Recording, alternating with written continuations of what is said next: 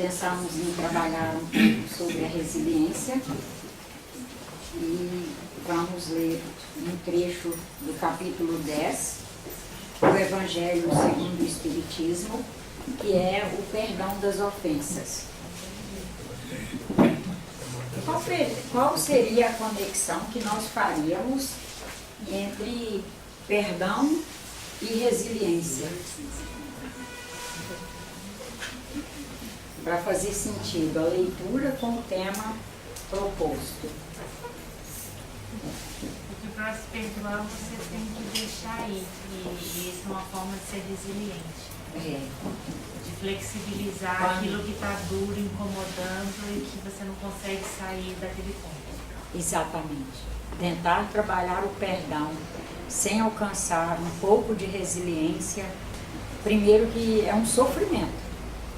Que a pessoa fica na luta de querer perdoar e sem apresentar a condição interna para o perdão. E como propusemos trabalhar o perdão, vamos trabalhar a resiliência.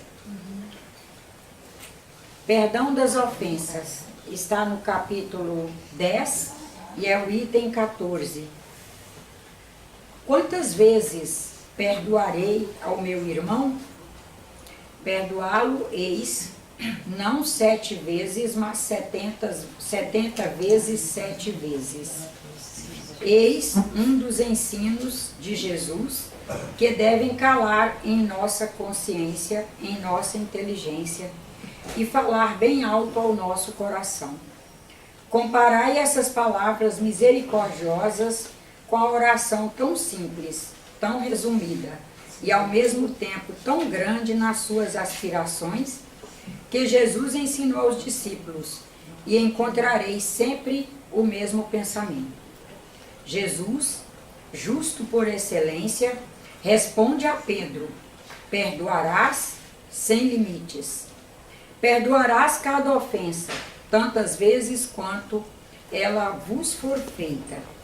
Ensinarás a teus irmãos esse esquecimento de si mesmo, que nos torna invulneráveis às agressões, aos maus tratos e às injúrias. Serás doce e humilde de coração, não medindo jamais a mansuetude. Farás, enfim, para os outros o que desejas que vos faça outros. Não tem Deus que te perdoar sempre, e acaso conta o número de vezes que o seu perdão veio apagar as tuas faltas? Ouvi, pois, essa resposta de Jesus, e como Pedro, aplicai-a a vós mesmos. Perdoai, usai a indulgência, sede caridosos, sede generosos, e até mesmo pródigos no vosso amor. Dai, porque o Senhor vos dará. Abaixai-vos, o Senhor sempre vos levantará. Humilhai-vos, e o Senhor vos fará sentar a sempre em todos os espaços. Ide, meus bem-amados, estudai, comentai, perscrutai essas palavras que vos dirijo, de parte daquele que dos esplendores do cosmos tem sempre os olhos voltados para vós, e continua com amor a tarefa que começou há tantos séculos. Perdoai, pois, os vossos irmãos, como tendes necessidade de ser desperdoados. Se os seus atos vos prejudicaram pessoalmente, eis um motivo a mais para serdes indulgentes, porque o mérito do perdão é proporcional à gravidade do mal, e não haveria nenhum em passar por alto os erros de vossos irmãos, se estes apenas vos incomodassem de leve. Espíritas, não vos olvideis de que, tanto em palavras como em atos, o perdão das injúrias nunca deve reduzir-se a uma expressão vazia. Se vos dizeis espíritas, sede-o de fato, Esquecei o mal que vos tenham feito, e pensai apenas numa coisa, no bem que possais fazer. Aquele que entrou nesse caminho não deve afastar-se dele, nem mesmo em pensamento, pois sois responsáveis pelos vossos pensamentos. Fazei, pois, que eles sejam desprovidos de qualquer sentimento de rancor. Deus sabe o que existe no fundo do coração de cada um. Feliz aquele que pode dizer à noite ao dormir: não tenho nada contra o meu próximo.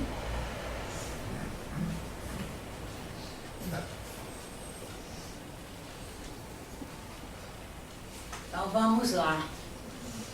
Resiliência, a capacidade de superar problemas, de adaptar-se às mudanças e seguir em frente. Será que resiliência é um termo que surge nas religiões ou mesmo na psicologia e tal?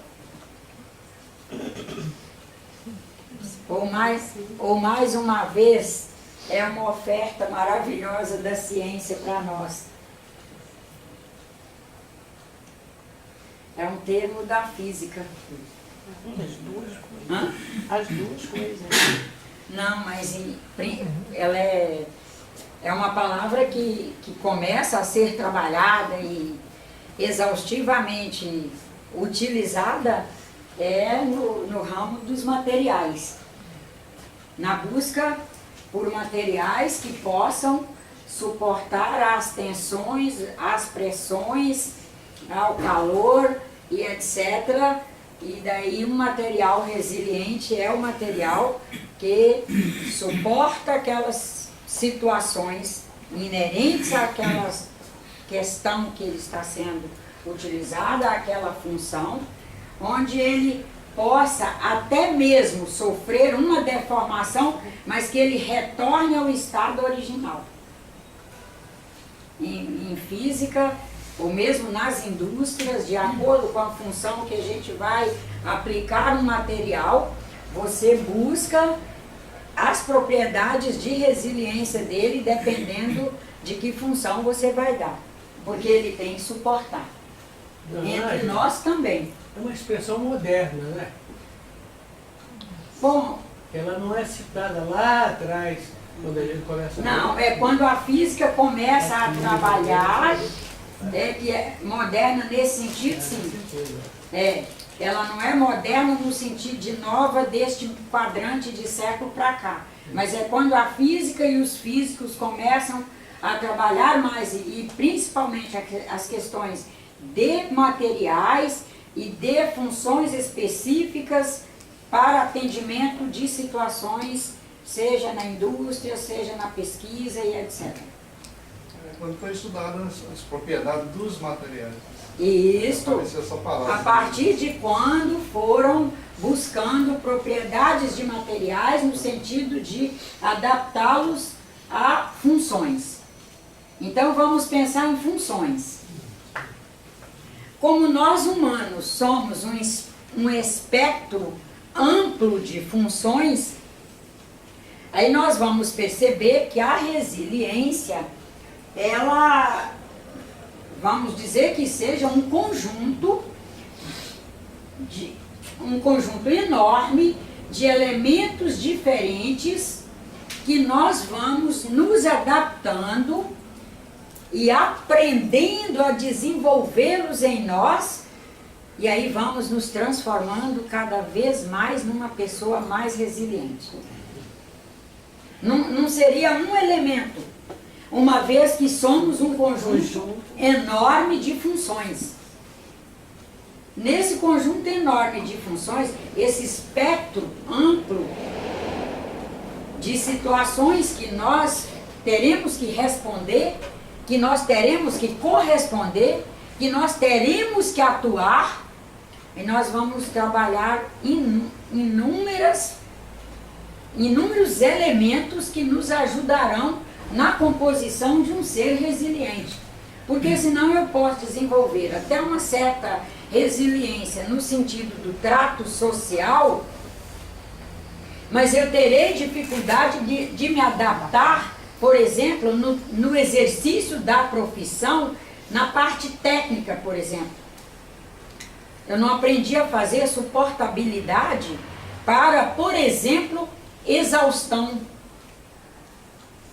Me dedicar a um trabalho onde, num determinado período, eu vá ter que, horas a fio, estar ali correspondendo, e não só correspondendo, estar ali conseguindo manter a calma, a acuidade, a capacidade de registrar, de combinar os registros e tirar deles conclusões e poder passar em forma de síntese, por exemplo, para um documento, para um relatório.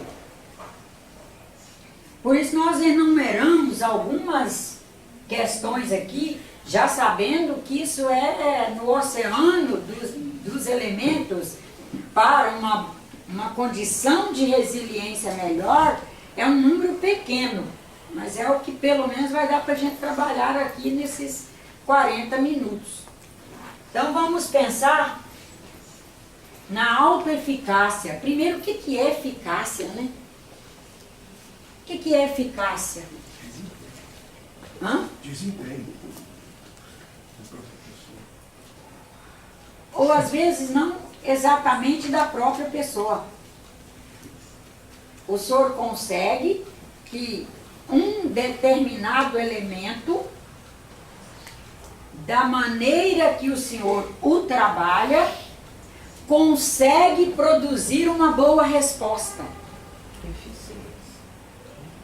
É ligado à eficiência. Por exemplo, vamos dizer de eficiência num medicamento. Se eu perguntar assim, para você saber a diferença entre eficiência e eficácia agora, tá? Se eu disser assim, esse medicamento, eu chego para esse farmacêutico no balcão com uma receita para comprar um medicamento, e eu sei o que eu estou sentindo e pergunto para esse farmacêutico, esse medicamento é eficaz para o que eu estou sentindo? Ele vai dizer para mim, eu não sei se vai ser eficaz para a senhora. Aí ele vai me fazer umas perguntas. Ele tem sido eficiente em algumas pessoas da comunidade para essa situação ou para situações assemelhadas. Não sei a eficácia dele na senhora. Uma vez que um medicamento ou uma situação qualquer pode ser eficiente num meio e não ser em outro. A SEDAI vai contratar um menino para fazer leituras na Avenida Atlântica. E daí ela vai fazer uma avaliação se esse menino, num bairro denso como Copacabana, que ele vai ter que prestar atenção número por número, que são muitos, é tudo juntinho ali um do outro, se ele apresenta capacidade de ser eficaz para não deixar ninguém sem fazer leitura. Porque ele pode ser muito eficiente no bairro de Ramos, que as casas são maiores, que tem uma distância maior entre uma e outra, que o número de pessoas é menor, o número de carro é menor, o barulho é menor, tudo é menor, mas aqui ele não fazer a mesma eficácia. Mas não tem alguma diferença de sentido entre as duas palavras, eficácia e eficiência? Tem, eu estou tentando exatamente mostrar essa diferença de sentido mesmo. Acho que aqui você talvez não acompanhou bem. Não, estou prestando atenção, mas... Tem diferença. E essa fala toda foi por em cima dessa questão que ela perguntou mesmo. Da eficiência e eficácia. Você, numa determinada coisa, pode ser eficaz e não ser eficaz numa situação Mas na outra não. e na outra não ser. mas ela não perdeu eficiência. Certo? Porque eu acho que a eficácia é mais solução de um problema, né? A eficiência é mais em relação àquela função, ela exerce aquela função, mas não resolve o problema. Eu não sei se é isso que está certo que eu estou pensando. É isso. E uma pessoa resiliente, quando nós estamos nos empenhando para aumentar nossa resiliência, nós vamos buscando ser pessoas em que nas nossas atitudes e com relação a atitudes de terceiros sobre nós, na aplicação de nossas habilidades, nós possamos, além de eficientes, fazermos eficácia. Temos que ser eficazes. Temos que ser eficazes. Vou fazer uma prece. Eu tenho que buscar eficácia nesse meu exercício de prece. A prece nós sabemos que ela é eficiente. Mas se eu não estiver uma pessoa resiliente, que é com uma habilidade de, independente do que está acontecendo comigo, eu conseguir me recolher em prece e buscar um nível de otimismo dentro de mim para conseguir fazer essa prece vendo um horizonte melhor, a prece ela é eficiente, mas eu não consigo fazer eficácia com ela. Está me faltando autoeficácia. Mais ou menos, está tranquilo? Nessa autoeficácia, ela já nos encaminha para resolução de problemas. Vamos por aqui questões, porque nem... Às vezes nós transformamos questões em problemas. Num grande número de vezes nós temos questões para resolver. E até por não saber, por não estar apresentando resiliência para lidar, que é a capacidade, voltando aqui, a capacidade de superar problemas, adaptarmos às mudanças e seguirmos em frente, por não estarmos conseguindo nos estruturar nessa chave, nós vamos turvando a nossa capacidade de resolver problema. Nós não perdemos a capacidade. Nós começamos a turvá-la e não enxergá-la. Porque a capacidade de resolver problemas, ela é a aquisição do espírito.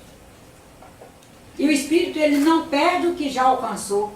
Mas como indivíduos, numa sociedade, numa cultura, num momento, numa contemporaneidade ali, sob as pressões e etc., nós podemos ir nos embaraçando de tal maneira que nós não reconhecemos que somos capazes de resolver. Nós começamos a ver o problema como maior do que a nossa capacidade. E o momento nosso aqui hoje é para nos convidar a enxergar essas capacidades que trazemos. Mas temos que estar certos de que trazemos. Porque quando estamos certos de que trazemos, nós somos capazes, inclusive, de nos esforçar para efetivamente alcançar, efetivamente enxergá-las, efetivamente caminhar em direção a elas.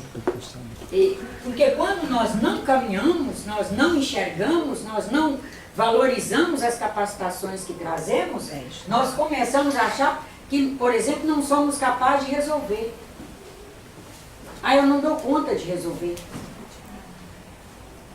E como nós somos o conjunto, quando nós vamos embotando um dos elementos do conjunto, ele interfere na ótima expressão dos outros. Por exemplo, diminuímos nossa autoeficácia no nosso movimento social. É um movimento, nós estamos aqui. Nós somos o movimento.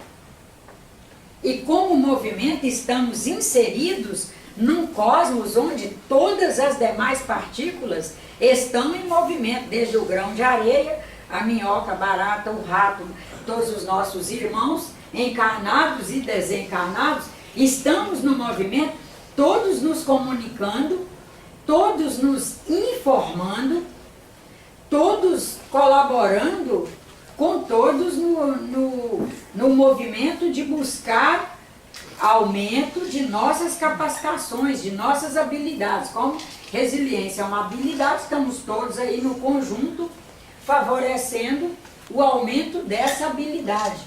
Mas quando nós, por exemplo, não nos enxergamos como eficazes, nós embotamos a nossa capacidade de resolução de problemas, de questões, de administração do nosso próprio movimento social. Quando nós vamos embotando isso, nós começamos a não deixar transparecer a nossa temperança e nós começamos a nos desequilibrar internamente, porque a temperança é essa habilidade que trazemos de manter um certo equilíbrio dentro de nós. Já sabendo que ele é móvel. Vem um fato, uma questão, o equilíbrio se altera, mas a gente é capaz de retornar a ele. Não, peraí, eu sou capaz de me administrar. Eu vou me recolher, eu vou tomar um copo d'água, eu vou fazer um momento de prece, eu vou fazer um momentozinho de meditação, eu vou refletir sobre isso, vou buscar quais são os recursos que eu devo buscar para resolver isso, e eu vou me equilibrar internamente de novo, porque sentiu que perdeu a temperança. Quando nós vamos buscando alcançar essa temperança de volta, esse equilíbrio interno, essa administração interna, nós nos encaminhamos para a condição de um ser com mais empatia. Nós começamos a enxergar em nós habilidades, enxergamos em nossos irmãos habilidades, enxergamos em nós nossas dificuldades, enxergamos em nossos irmãos as dificuldades deles, e nós começamos a enxergá-los numa ótica de que devemos nos unir, devemos ser solidários, devemos buscar um ao outro, devemos compreender o outro. Começamos a enxergar no outro o que eu posso colaborar para essa pessoa ser mais feliz, para o trabalho dela fluir melhor, as situações dela serem administradas de forma melhor. Nós começamos a nos ver no outro e ver o outro em nós, que é a empatia. Nesse processo de empatia que nós vamos ali, cada vez mais nos esforçando para alcançar, é um esforço. Não estamos dizendo de nada pronto, que chegam aqui, são pessoas gabaritadas na capacidade da empatia, na habilidade da empatia.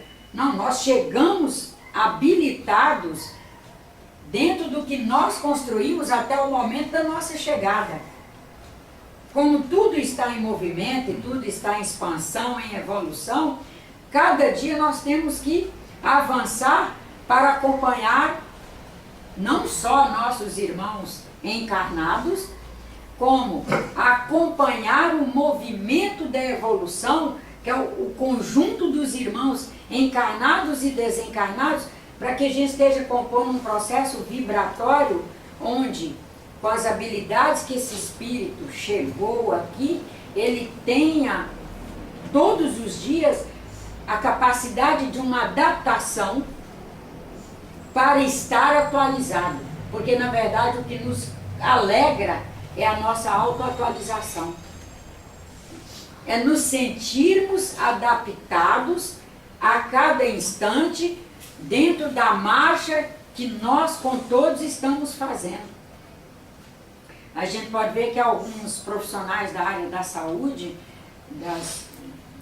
vamos dizer, saúde emocional, uma coisa que a gente percebe que eles notam é que a grande maioria de pessoas que vai parar na linha da depressão, da angústia, da melancolia extrema e etc., são pessoas que não conseguiram perceber-se acompanhando o movimento social. Começam uma baixa autoestima, elas se achando que não estão dando conta de acompanhar, que não estão dando conta de viver o que tem que viver, de fazer o que tem que fazer, e começa de tristeza, vai para melancolia, de melancolia vai para uma angústia maior e maior. Quando começa a desordenar, aí já não é mais só um desordenamento no afetivo, no social, no psicossocial, já começa a alterar a coordenação dos órgãos, no sentido, órgãos, glândulas e etc., no sentido da produção de substâncias e estruturas necessárias ao equilíbrio. Aí já é o indivíduo, que é o conjunto espírito, perispírito, corpo biológico, e aí sim que estabelece a depressão, que já é uma patologia mesmo que envolve o físico. Já não é mais só no espírito e perispírito. E o nosso trabalho é sempre no sentido de, juntos, nós desenvolvermos estratégias para esse corpus mediúnico de cada um ir no movimento social se adaptando e fazendo o seu passo evolutivo a contento do indivíduo. Quando nós vamos conseguindo fazer empatia, que é um fazer, é uma produção, é todos os dias produzindo, habilidade é isso, nós conseguimos ser proativos, que não é apenas um ser capaz de tomar decisão, é um ser capaz de se enxergar no movimento social, enxergar suas habilidades e dentro da sua escala de valores, dos melhores valores que construiu, ir aí sim, descobrindo o que ele deve fazer ali. A decisão, ele toma decisões o tempo todo, mas ele toma antes das coisas acontecerem. Ciência do que está acontecendo ali e de qual a fenda ele deve ocupar. É uma ocupação de espaço de sentido. No espaço de sentido aí entra a aplicação de seus valores, a aplicação de suas habilidades profissionais, a aplicação da sua sensibilidade, a aplicação da sua amizade, a aplicação da sua caridade, a aplicação da bondade, da justiça que ele alcançou. E nessa aplicação toda, ele não só mantém-se em atividade, como ele mantém-se em produtividade social. É o que todos nós buscamos. Produtividade social. E é o que nos alegra. Nós podemos perceber que quase todas as demais coisas são ótimas, compõem juntas a nossa felicidade, mas o que mais nos alegra mesmo, proatividade. Porque é o que nos permite realmente existencializar nossa competência social. Todos nós buscamos competência social. Quero estar inserida no conjunto, me sentir parte do conjunto, me sentindo parte do conjunto, ser importante no conjunto, não no sentido de arrogância, vaidade, nada disso. É ter uma importância. É ser alguém que a minha falta deixa uma lacuna ali, porque como um ser único que eu sou, aquele espaço de sentido eu ocupo. E saber que eu faço falta. Todos nós Claro que nós não ficamos por aí nos perguntando se eu sinto falta de fazer falta. Não, não é isso. É algo muito natural. Mas nós percebemos que uma coisa nós percebemos que isso nos faz falta quando percebemos o quanto somos felizes ao ocupar um espaço social e com alguma competência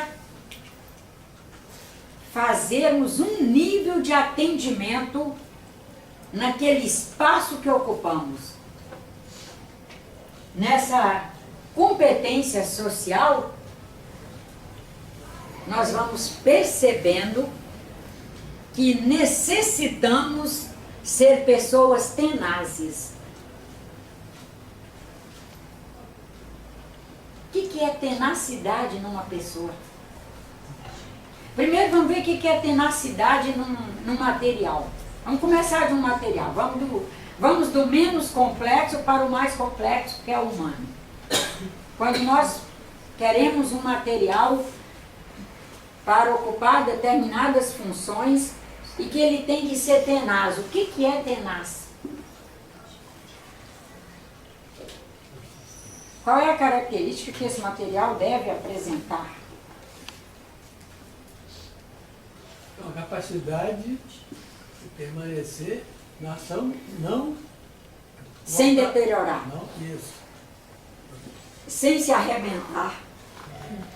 O senhor é pintor, o senhor faz lá uma tela e o senhor vai procurar comprar materiais onde quem morar lá no Nordeste seco, com um ar extremamente seco, põe a sua tela na parede e ela sobreviva àquele tempo. Mas se comprar a sua tela e morar no Rio de Janeiro com 90% de umidade no ar, que ela também permaneça ali, sem secar, sem se arrebentar e sem rachar todinha, porque a sua tinta não apresentava tenacidade. E que a tela não se rasgue toda, porque a tela não apresentava tenacidade para suportar aquele clima. Sem tenacidade não se sobe uma montanha. Sem tenacidade não se sobe uma montanha. Vai começar a faltar ar e vai desmaiar e vai ter que carregar. Além de carregar a si próprio, vai ter que carregar. É isso aí. Aí ele já trouxe um bom exemplo de tenacidade no humano. Vamos pensar em outros exemplos de tenacidade no humano. Veio aqui primeiro competência social. Para isso eu tenho que apresentar tenacidade e vice-versa. Com a tenacidade eu sou capaz de exercer minhas competências no social e, portanto, ser um competente social. Mas para eu ser um competente social, eu tenho que apresentar tenacidade. Não adianta, por exemplo, eu dizer que eu estou integrando um grupo de trabalho, essa senhora e mais meia dúzia. Aí, não, eu me dou muito bem, mas eu não vou mais naquele grupo, não, porque tem a Ana Dulce, tem a Aninha, tem a Evaí, tem a Mário. Deus me livre dessas 4 pessoas. O grupo com elas eu não aguento. Ela sim. Porque talvez ela também seja aquela que está ali, que nunca abre a boca para dizer nada acerca, inclusive, dos meus erros, nem mesmo do meu mau jeito. Daí, como ela ali faz o trabalhinho dela, e ela já alcançou uma tenacidade tal, que eu posso fazer o que eu fizer, que ela vai orar, pedir a Deus silenciosamente, não vai abrir a boca, mas aí o Evaí já é um perfil que fala, a Aninha já é um perfil que vai chegar e arrumar, deixou desarrumado, chega, arruma, põe, conserta, depois vê que não está bom, tira e tal. Aí esse comportamento já também incomoda. O Mário com a psicologia vai olhar e com o olhar já vai fazer um olhar para mim que já vai dizer tudo, não mexeu, não abriu a boca, mas abriu os olhos. Aí pelo olhar, se eu aguento o grupo Aguentaria o grupo. Se fosse só ela, aí já não seria grupo. Se fosse ela e mais um grupo igual a ela, também não seria grupo, porque tudo igual nem existe. Não existe, então não há o grupo. Esse é um sintoma de falta de tenacidade. E nós estamos apresentando algumas faltas de tenacidades ligadas ao biológico, ao bioquímico, que a gente já tem que ir acordando e se chacoalhando e tomando posição. Ah, choveu, eu gripei. Mas que isso, fulano? Chuva tem com gripe? Como é que está a sua imunidade? A chuva não faz gripe. Mas então sua imunidade está tão baixa que seu organismo não está tendo tenacidade para uma pequena variação de temperatura. Ou está faltando tenacidade para você mudar uns registros que vêm do tempo da nossa avó. Larga a peteca aí, vem para dentro de casa correndo que escureceu e vai chover. Se chover, fica doente. Não é nem do tempo da avó dessas meninas aí, né? Do tempo da minha. Que não foi renovado. Se não houve essa renovação de conceito, como está a tenacidade dessa pessoa em conceitos que, por exemplo, são ligados às relações humanas? Que a resiliência, quando se trata de resiliência com pessoas, resiliência no humano, especialmente o foco é o melhoramento da pessoa no sentido do seu movimento social, para que ela possa, além de ser um agente social melhor para ela mesma, ser um agente social no meio, onde ela possa gerar harmonia interna nela, para colaborar com a harmonia nos grupos, seja grupos do que for, família, trabalho, vizinhança, etc. Quando nós vamos conseguindo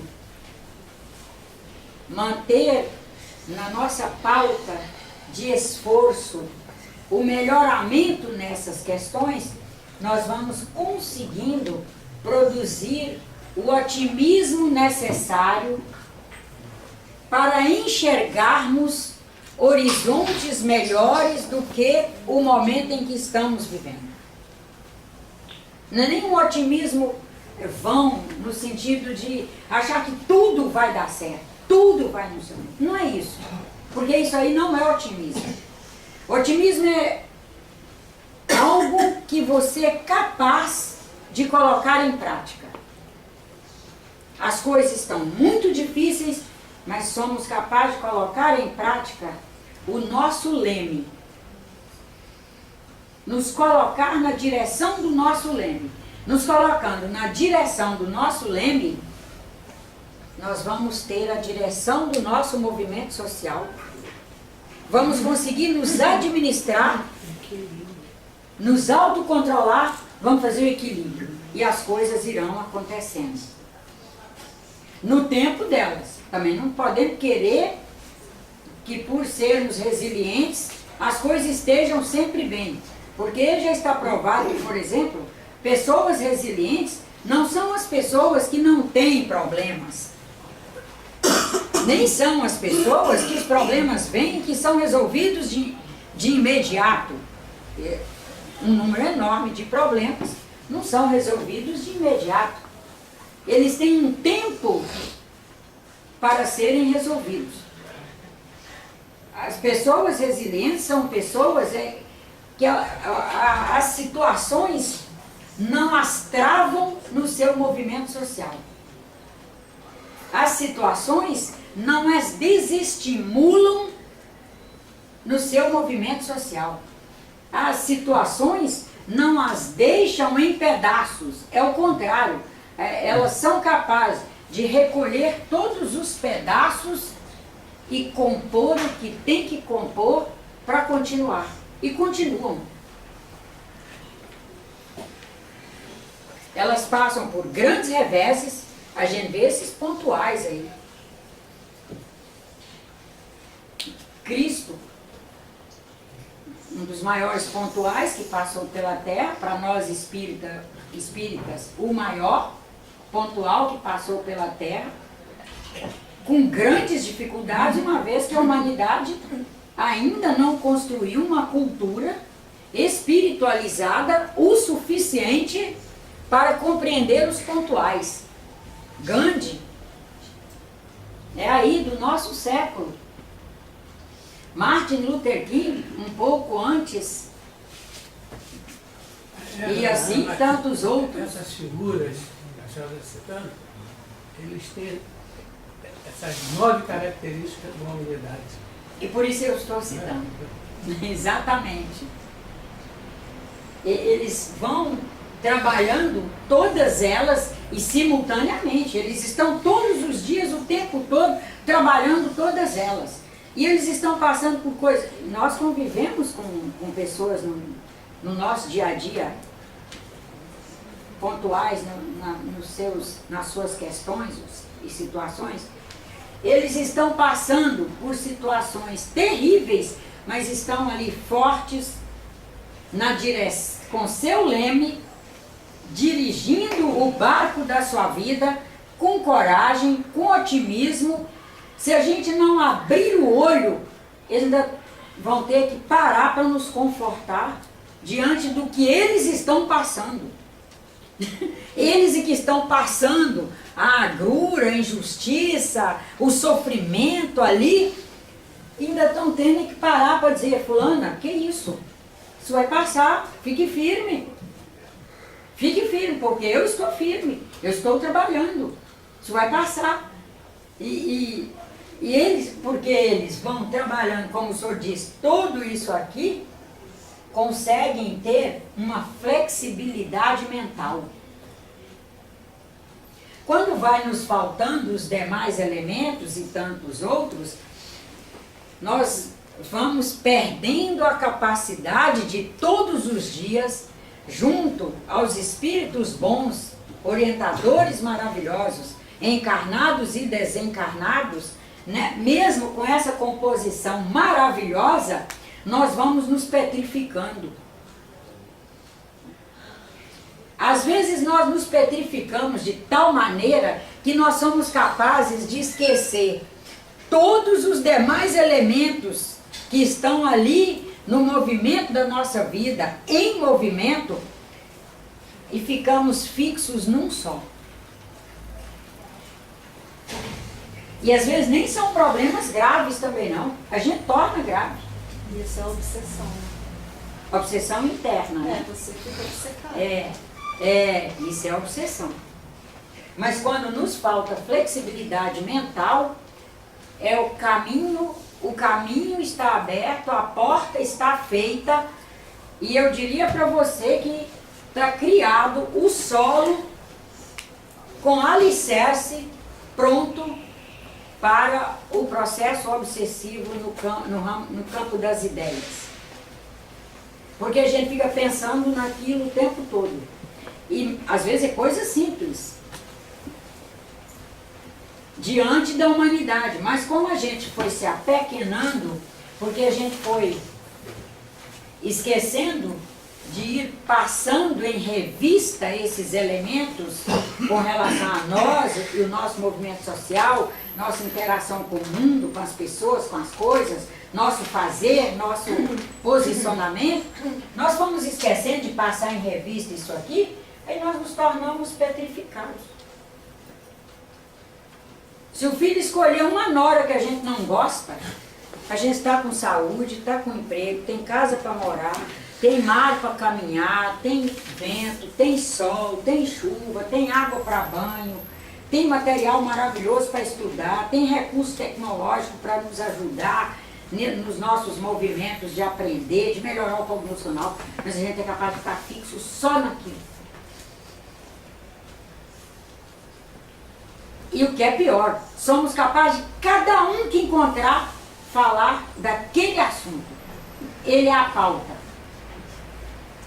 Aí está faltando flexibilidade mental, porque também está faltando o resto. Faltando otimismo, tenacidade, competência social, proatividade, empatia, temperança, capacidade de resolução de problemas.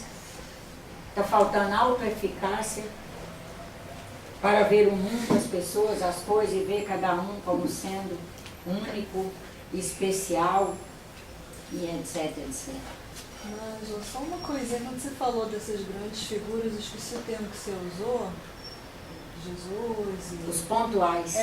Assim, não só os reais, mas também os da ficção, né? Assim, porque você vê nas grandes histórias, nos grandes contos, sejam os antigos ou sejam os novos, que fazem aí muito sucesso, até com a garotada também, tem sempre esses elementos, né? Essas representações desses heróis que aparecem nesses livros e nesses filmes, tem esses elementos todos que você está colocando, né? Então não é à toa que às vezes a série tal, do filme tal, atrai tanta gente fica ali, né, cultuando aquilo, porque há necessidade também de seguir esses valores, né? E os filmes e os desenhos e etc.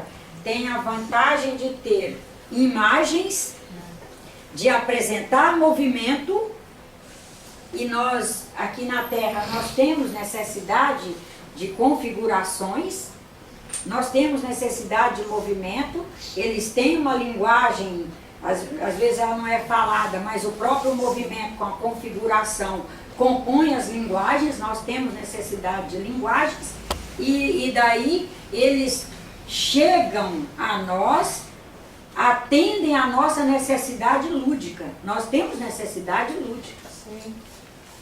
E da fantasia também, sim, né? Inclusive os espíritos são meio preocupados que nós estamos indo pouco ao cinema.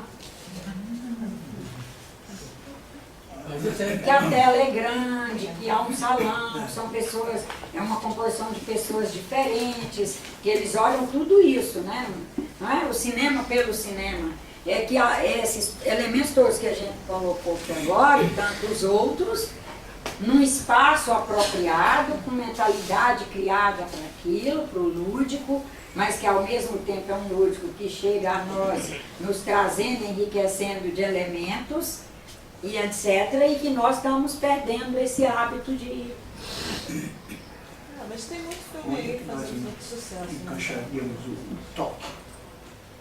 Onde nós encaixaríamos o toque? Em Em todos eles. Em todos eles. Para eu fazer uma autoeficácia no meu social, eu não posso ser uma pessoa distante e fria, que o senhor vai me cumprimentar, dá a mão aqui.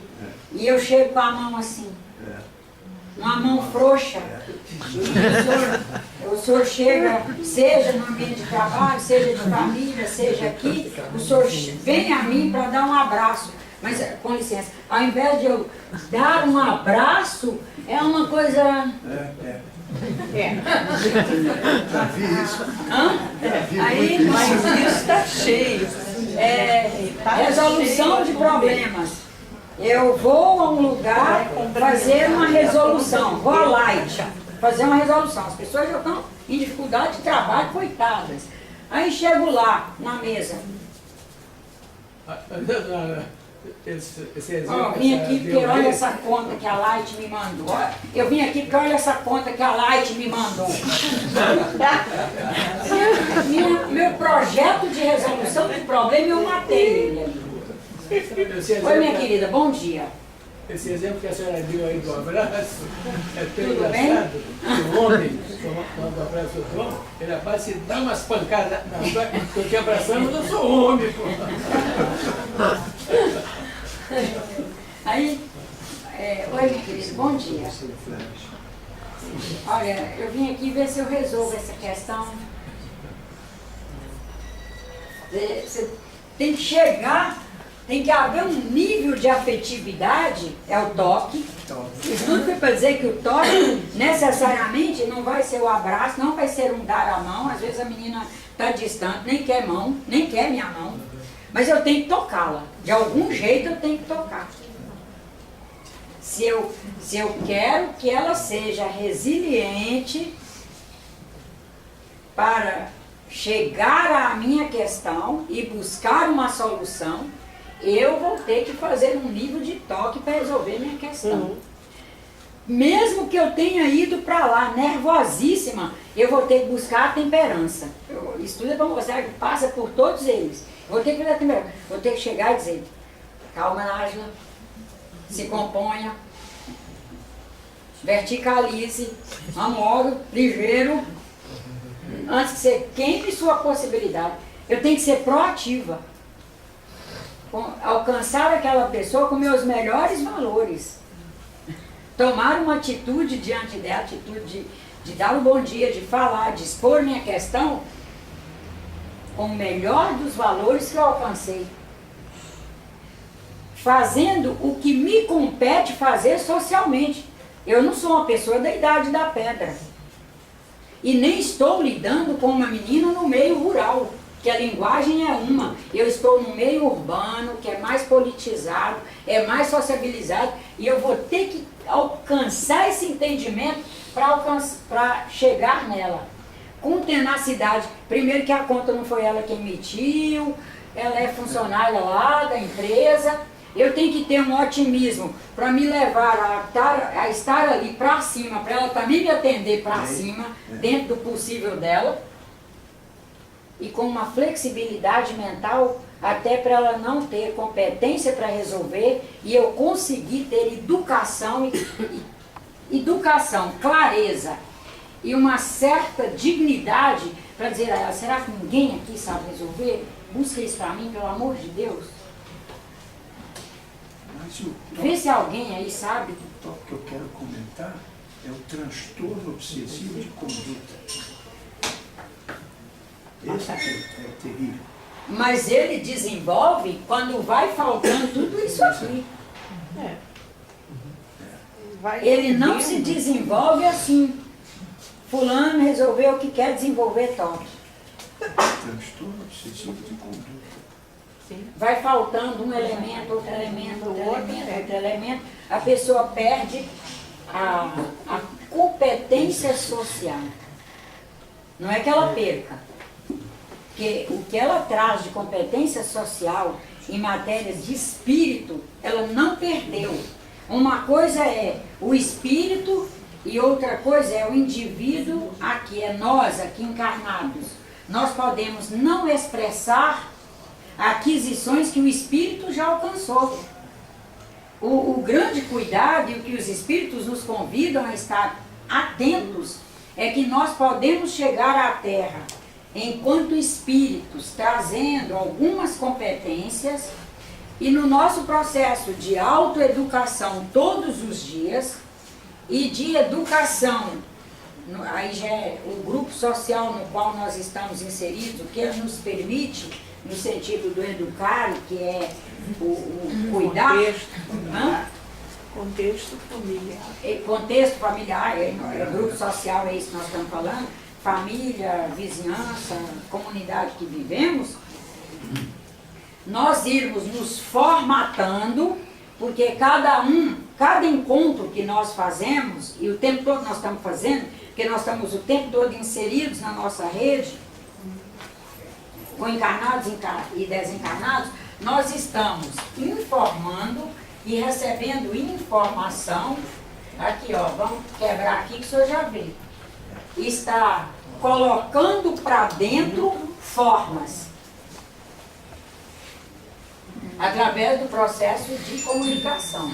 Na comunicação nós estamos o tempo todo nos munindo de novas formas de viver. Eu posso começar a praticar formas, adotar formas, ser eu diria, o representante e o apresentante das mais variadas formas, que o espírito teria condição de estar fazendo coisa melhor.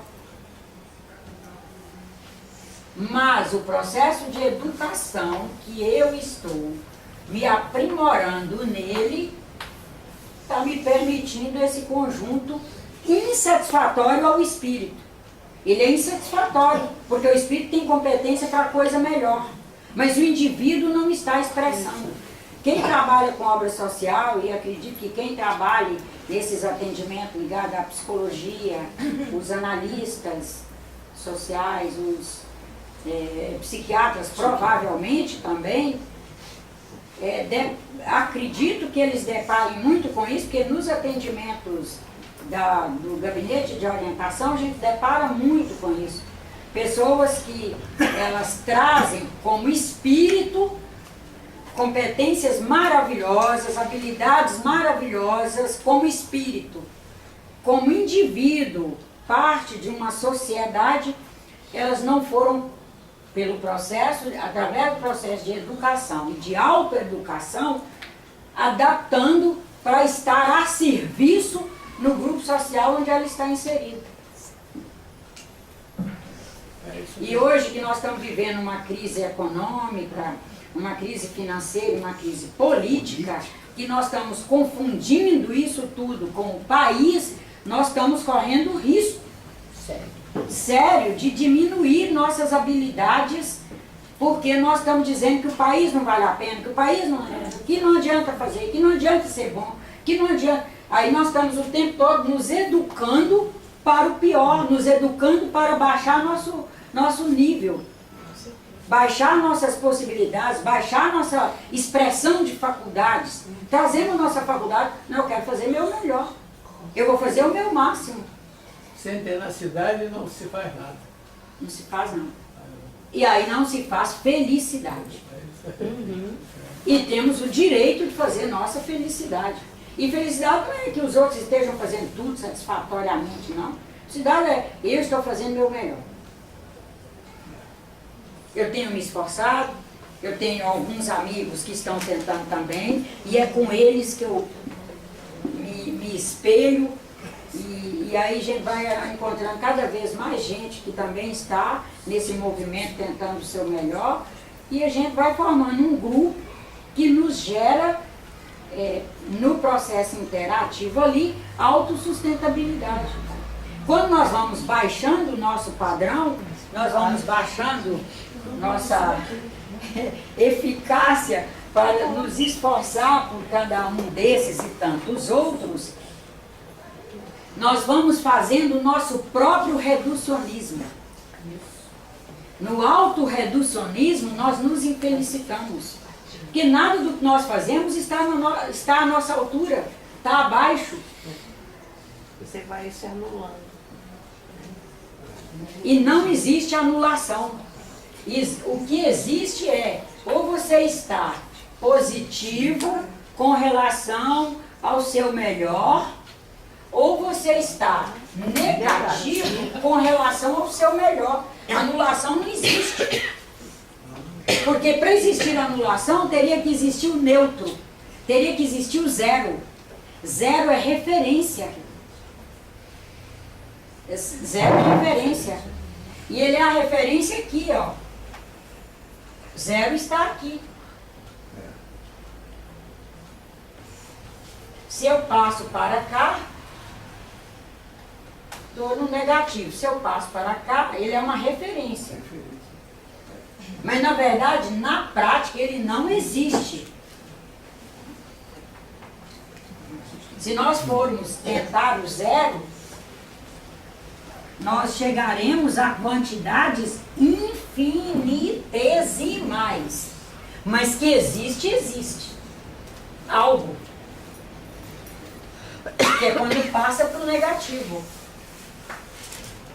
E ficou tão infinitesimalmente pequeno o que a Nájila produz com relação ao seu potencial, que a Ana Maria chega e diz assim, nossa, a Nájila é zero nisso, nem conte com ela. Ela está dizendo que não consegue materializar com o que eu ofereço. Não consegue materializar o que precisa. Porque para materializar, precisaria algo mais. Precisaria que eu estivesse para cá, nesse gráfico. O menorzinho que fosse. Mas um pouco mais para haver a materialização. Abaixo de um determinado volume que nós não conseguimos materializar aquilo, que aquilo signifique e possa ressignificar a vida de alguém, a necessidade de alguém, etc, etc. Esse alguém pode ser da minhoca a qualquer outro ser. Não estamos falando alguém, só gente, não. Para que haja essa expressão de quantidade, que ela possa materializar algo pró alguém, precisaria um pouco mais. Aí, quando está numa faixa que nós não conseguimos, nós chamamos de zero. É lindo, inclusive, quando a gente estuda isso para valer mesmo. O que é o zero, né? Essa referência? Dona, posso dar um exemplo bem rápido? À vontade. Darcy Ribeiro, todo mundo conhece, era metido a ser materialista, se não acreditar em Deus. Quando ele ficou doente, já no final, ele entrava em coma e voltava, entrava em coma e voltava. Tinha uma cuidadora que um dia prestou atenção, ele ria dessa quando entrava em coma. Aí ela perguntou para ele: mas doutor, por que ri tanto quando está em coma? Ele disse: imagina, tem uma voz que me pergunta: professor, o senhor que sabe tudo, me conta, qual é o número que o senhor conhece? Aí ele estava rindo. Perguntar isso para ele tão insignificante, aí ele falou um número lá qualquer. Aí ela falou: não, professor, o maior número é zero. Porque ele é referência para todos os demais. Né?